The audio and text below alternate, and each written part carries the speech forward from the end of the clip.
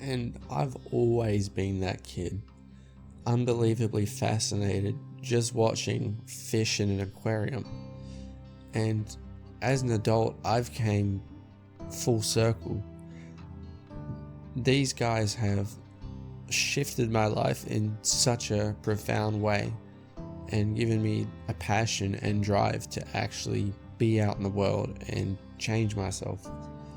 It's unbelievably rewarding to be in an ecosystem, learn about it, and to some extent even be partially accepted into it.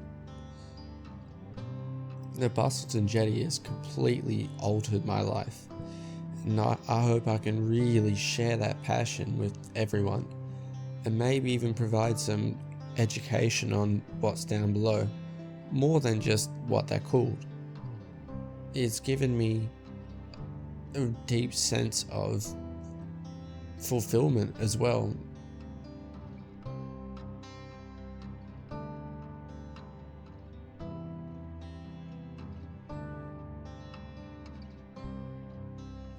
And there's even a small handful of nocturnal fish, and they're quite small, and it's easy to overlook, many species.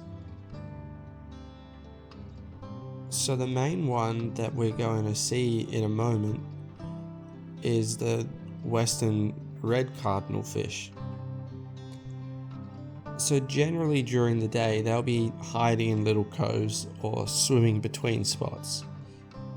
And I've found if you give them enough time, they will slowly show their curiosity, much like everything in nature. And their eyes are very well adapted, and they're actually carnivorous. So they'll hunt little live copepods, shrimps, and things of those nature. And in certain lighting, you can almost see their white stripes slowly kind of have some blue hues in them as well, which I find particularly interesting.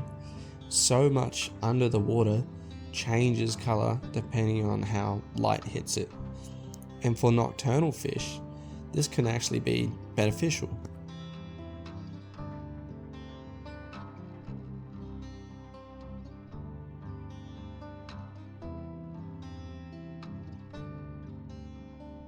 Shaw's cowfish belong to the boxfish family, which have been around for 35 million years, and they're almost like an underwater knight. They have a bony carapace and leathery skin, and when you see them facing me head on, you'll notice their ridges can almost look like the horns of a cow. That's how they got their name. But I love being right up next to these guys because they can actually blow jets of water to disturb the seafloor or piles of sand. And they can actually find sea worms. They're very effective at actually ripping them straight from the reef system.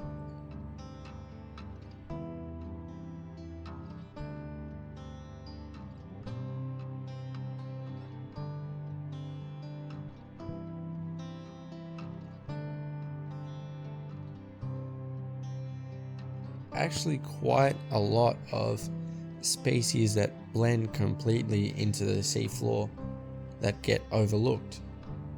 And despite the fact I'm on limited air just holding my breath, I seem to have adapted a decent eyesight for the seafloor. So there's all sorts of dragonettes, flatheads, and even flounders that'll be found in my reef system. And I don't have a regulator that's hissing, so I genuinely get awesome opportunities where I can be right next to a fish and essentially just sharing the same thought, observing, what are you? What is going on? You look interesting. And the ecosystem is so varied. You could be centimeters away from tiny fish and never even recognize it. And there's such coloration regardless of where they sit in the reef. There's always something to admire, and plenty that blend completely in, and you almost have to train your eye to actually spot. Yet be very present and mindful, and you can really observe so much going on. Even if you're sitting still in an area that looks barren, in amongst every little crook, I can almost guarantee there's fish, there's sea slugs, there's tiny shrimp, there's always busyness. There's so much to admire about the water. And certain fish use their dark coloration to their advantage. So this fellow right here would actually be a nighttime hunter, and he can blend in very well in murky or low light conditions. And he's not fussy. He'll go for fish or even small crustaceans that pop up. And on the opposite end, you have the harlequin fish, which seems like it would stand out very, very obviously. But depending on how he can angle himself in the reef, the dots will actually somewhat disappear.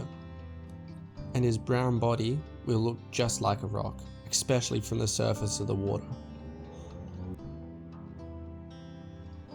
So scaly fins are unbelievably important to me, and they'd be the main reason why I actually turned into a free diver. So from the surface you may see them, and they'll be generally hiding in the crooks, and they'll look maybe dark blue or almost grey. But upon diving down, and in the right moments, you'll notice very quickly that these guys have actually got some really gorgeous, almost neon blue dots that reflect sunlight amazingly. They're very shy and very territorial. They'll typically reside in one patch of the reef, and if you return, they're more than likely going to be there, because they make home and tend to farm algae around the areas where they hang out most frequently.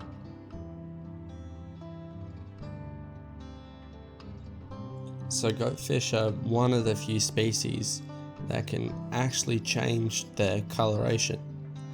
And another interesting thing is, you can see the whiskers on the bottom of their head, and they actually have a bunch of sensory input from them. They can feel touch and also taste. They'll be hunting in the sand for little sea worms and shrimp. So actually anxiety are kind of their ongoing struggles. And it takes pushing myself. I used to be terrified of doing stuff like this, and I took it as small, very measured steps. I'd swim 50 meters, and it would actually be a daily routine, and do that for a couple of days, and then 60, 75, eventually 100 meters, and slowly incrementing up. And I found the more I pushed myself, the more diversity I'd see, and it was incredibly motivating. And just to cut it short and fast forward, once I became a freediver, it really opened my eyes up.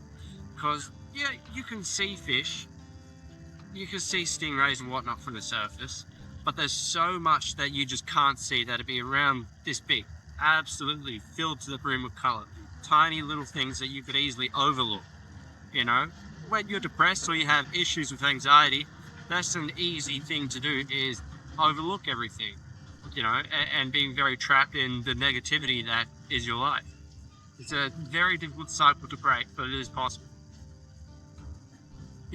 Luckily for me, I found a space that's somewhat freeing, and it's peaceful enough for me to process things. It's very, very healing. My freediving journey has changed me as a person and opened up so many opportunities. It's kind of crazy. From being a introverted lock-in, so depressed, to the point where I've been on the radio, I've been on the news and made something of myself. And even privately, outside of that, I've built up so much confidence and self-belief, knowing I'm capable. Even if it's just from something that sounds as simple or dangerous as holding your breath, it's really shifted my mind and my life. It's so important to me. It's dramatic, but I don't know if I'd really be around. if I didn't do this sort of stuff, if I never discovered it. And if I somehow managed to struggle by it, I would not be in a good place. And that's why I'm so insanely passionate about marine life in the ocean and what I do.